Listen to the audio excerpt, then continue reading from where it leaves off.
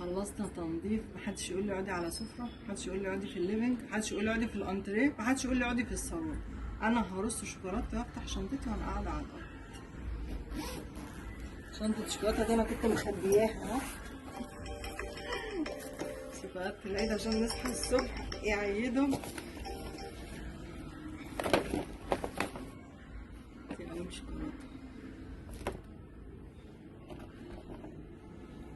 شوكولاته اللوز.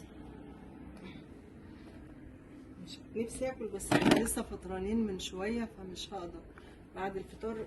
بس يا ميشو، بس يا ميشو، خلصنا الشوكولاته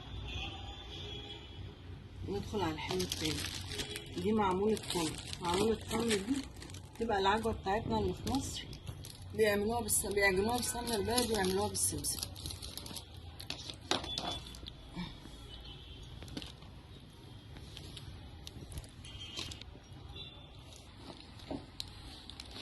كده خلصنا المعمول اللي هو بالسمسم، اللي هو ايه، العجوة قلنا بتاعتنا معجونة بالسمنة وعليها السمسم. الحلو التاني عشان احنا مهيئينهم في العيد. ليه بقى؟ بعد اسبوع العيد كله هيبدأ نظام، لازم كله بقى اللي حصل في رمضان ينزل. دي السنيكرز، دي شوكولاتة يلا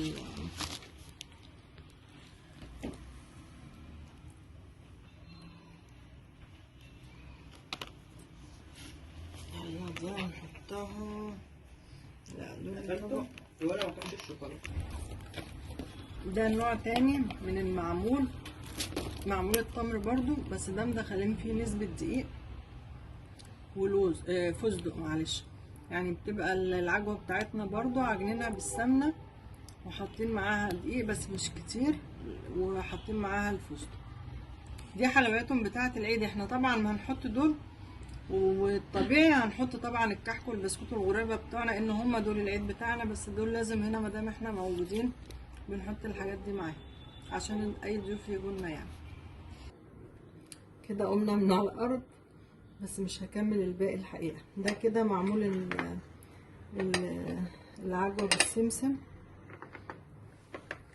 ده معمول العجوة بالفستق، دي شوكولاتة السويسري باللوز، دي السنيكرز هيقناهم اهو بشوكولاتات، ودي حلوة برضو بتاعتهم هي زي السمسمية بتاعتنا بس مدخلين فيها شوكولاتة وحاجات وبتبقى ناعمة قوي. كل دول احنا لسه ما حطيناش العيد الاساسي الكحك والغريبة بالبوتيفور، بس الصراحة لازم ارتاح شوية الاول وبعدين اكملها. هنا بقى الشكل النهائي، خلصنا رص ورجعنا تاني على الارض بس رجعنا في حتة تانية. هنا البسكوت، هنا زي ما اتفقنا المعمول اللي بالسمسم، هنا السمسمية بتاعتهم، هنا الشوكولاتة السويسري باللوز.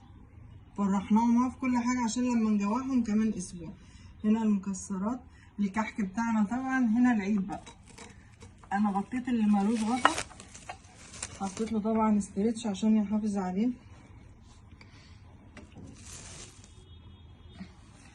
اما الحاجة اللي لها غطا هنغطيها بيه. دي المعمول اللي باللوز، الغريبة الجميلة بتاعتنا الناعمة.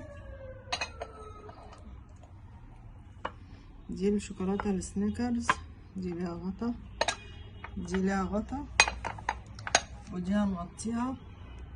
اللي ملوش غطا هنعمل فيه زي كده. ده البسكوت اهو، حافظي عليه يفضل محتفظ بالقرمشة بتاعته والنعومية، وفي نفس الوقت ما يجيش عليه اي تراب ولا اي حاجة.